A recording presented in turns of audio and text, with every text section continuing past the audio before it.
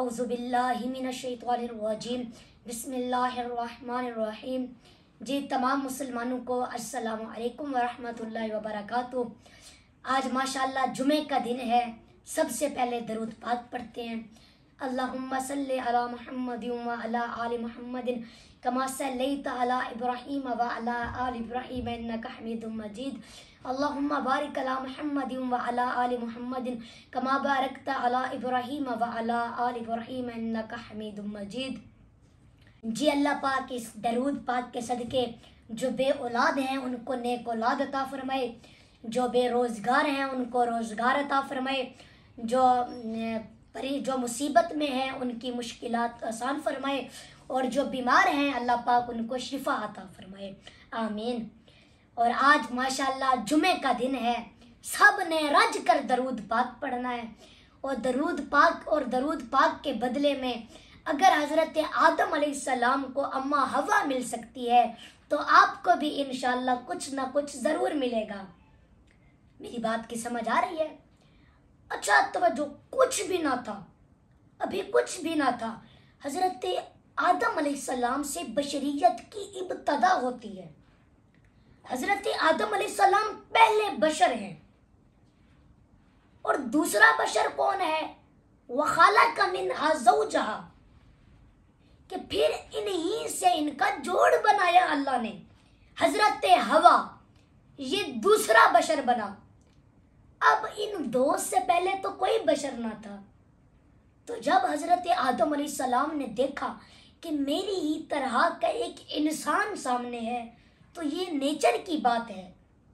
अलैयुल jeans, कि jeans के लिए जिन्स में अल्लाह ने कशिश रखी है।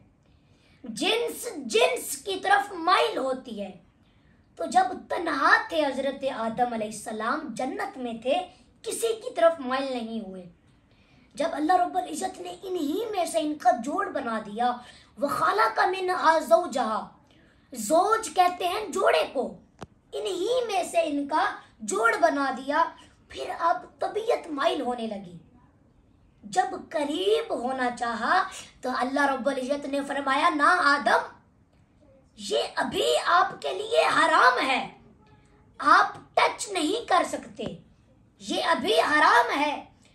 अर्ज की मौला, फिर ये टच करना, छूना, ये मेरे लिए हलाल कब होगा?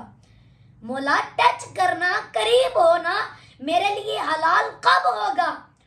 तो अल्लाह रब्बुल इज़्ज़त ने फरमाया, इसका हक महर दो, पहले इसका हक महर दो, फिर ये तुम्हारे लिए हलाल हो जाएगी। फरमाया कि अगर तुम चाहते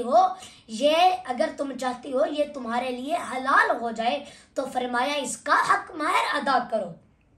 ये आप किसी भी आलिम से पूछ सकते हैं कि जब अल्लाह रब्बुल इज़्ज़त ने फरमाया ना कि आदम, अगर आप चाहते हैं कि ये आपके लिए हलाल हो जाए तो फिर इसका हक महर अदा करो। सिर्फ सुन्नी आलिम से नहीं, ये आप किसी भी आलिम से पूछ सकते हैं कि हजरत हवा का हक महर क्या था।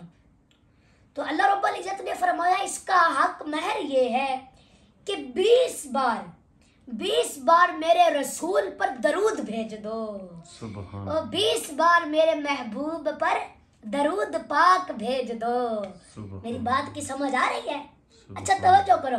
फरमाया 20 बार मोहम्मद अरबी पर दरूद पाक भेज दो। तो अब आप देखें हजरत आदम अलैहिस्सलाम, अब आप मुझे बताएं कि हजरत आदम अलैहिस्सलाम पहले बशर है ना? इनसे पहले तो कोई बशर नहीं था, ऐसे ही है ना? हजरत आदम अलैहिस्सलाम से पहले कोई बशर नहीं था। तो अब सवाल ये है कि अल्लाह रब्बुल इज़्ज़त ने हुक्म दिया कि 20 बार मेरे महबूब पर दरूद पाक भेज दो। तो अब सवाल ये है कि अगर हजरत आदम अलैहिस्सलाम से पहले हजूर ना थे तो दरूद किस पर भिजवाया गया? अगर हजूर नहीं थे, अंकल जी, अगर हजूर नहीं थे तो फिर दरूद किस पर भिजवाया गया? और थे तो दरूद भिजवाया गया ना। हजूर पाक थे तो दरूद भिजवाया गया ना। अच्छा, अब जनाब आदम अलैहिस्सलाम बशरियत के बाप हैं, बशरियत के बाप हैं, और दरूद के सबब से उन पर हजरत हवा हलाल हो गई। और जो अब दरूद सुनकर परेशान हो जाए उसके तो इंसान होने पर शक होने लगता है। ओ भाई, इब्तदा ही दरूद से हो रही है, इब्तदा ही दरूद से हो रही है। अच्छा, अब ये जो हक महर होता है ना, ये टोटली तौर पर औरत का हक होता है। मेरी बात को समझ रहे हैं ना? ये टोटली तौर पर औरत का हक होता है। वो चाहे तो खामद को माफ कर सकती है, वो चाहे तो खुद ले सकती है, अपने पास रख सकती है। ये इसका मतलब ये जो हक महर होता है, ये टोटली तौर पर औरत का हक होता है, ये औरत का हक होता है। तो अब बात ये है कि अगर दरूद, ये अल्लाह रब्बुल इज्जत ने फरमाया कि अगर आप चाहते हैं कि हजरत हवा आपके लिए हलाल हो जाए तो 20 बार मेरे महबूब पर दरूद पाक भेज दो। तो अब दरूद हवा पर भेजा गया या हजूर पर? हजूर पर भेजा गया ना। तो उस हवा को क्या मिला? हक महर जिसका हक था उसको क्या मिला? मेरी बात को समझ रहे हैं ना आप देखें कि हुक्म हुआ कि मेरे हबीब पर दरूद भेज दो। दरूद किसको मिला? कमली वाले को। और दरूद के बदले में हजरत आदम अलैहिस्सलाम को हवा मिली। तो अब ये जो हक महर जिसका हक था, उस हवा को क्या मिला? अब ये सोचने की बात है। तो क्या अल्लाह रब्बुल इज्जत उनका हक देना भूल गया? वो तो भूलने से पाक है। तो उस हवा को क्या मिला? आप तवज्जो करना, उस हवा को क्या मिला? सूफिया फरमाते हैं, ताजदारे कायनात के उलमा सूफिया फरमाते हैं कि अल्लाह रब्बुल इज्जत ने सबको उनका हक दिया। कैसे? कि दरूद मिला कमली वाले को, हवा मिली आदम को, और बदले में हवा को नूरे मुस्तफा मिल गया। मेरी बात को समझ रहे हैं ना? मेरी बात की समझ आई है? अच्छा, अब एक और बात मेरी याद रखिएगा कि आप देखिए, हम कोई भी अमाल सर अंजाम देते हैं तो हमारा इरादा ये होता है कि अगर अल्लाह ने ये कबूल कर लिया तो हमें सवाब देगा। ऐसे ही है ना?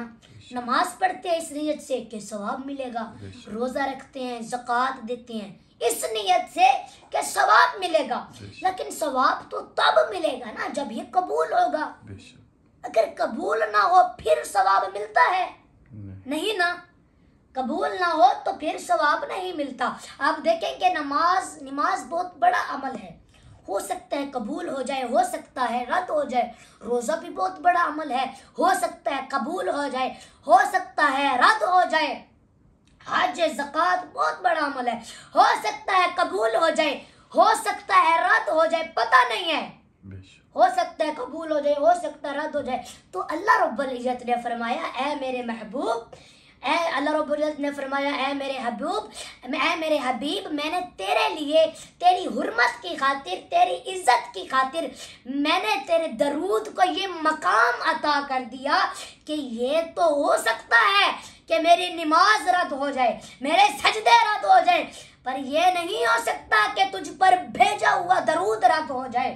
फरमाया, मेरे महबूब, मेरे हबीब, ये तो रद्द हो सकता है कि मेरा हज रद्द हो जाए, दी हुई ज़कात रद्द हो जाए, मेरे लिए रखा हुआ रोजा रद्द हो जाए, लेकिन ये नहीं हो सकता कि तुझ पर भेजा हुआ दरूद रद्द हो जाए। तो मेरे भाइयों, दरूद एक ऐसी इबादत है जो कभी रद्द नहीं होती।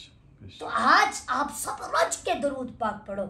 आज माशाल्लाह जुमे का दिन है, सारे रज के दरूद पाक मिलो, पढ़ो। जिस तरह हजरत आदम अलैहिस्सलाम को दरूद के बदले में हजरत अम्मा हवा मिली, इसी तरह इंशाअल्लाह दरूद के बदले में आपको भी कुछ न कुछ जरूर मिलेगा। तो आपने दरूद पाक पढ़ना है इंशाअल्लाह।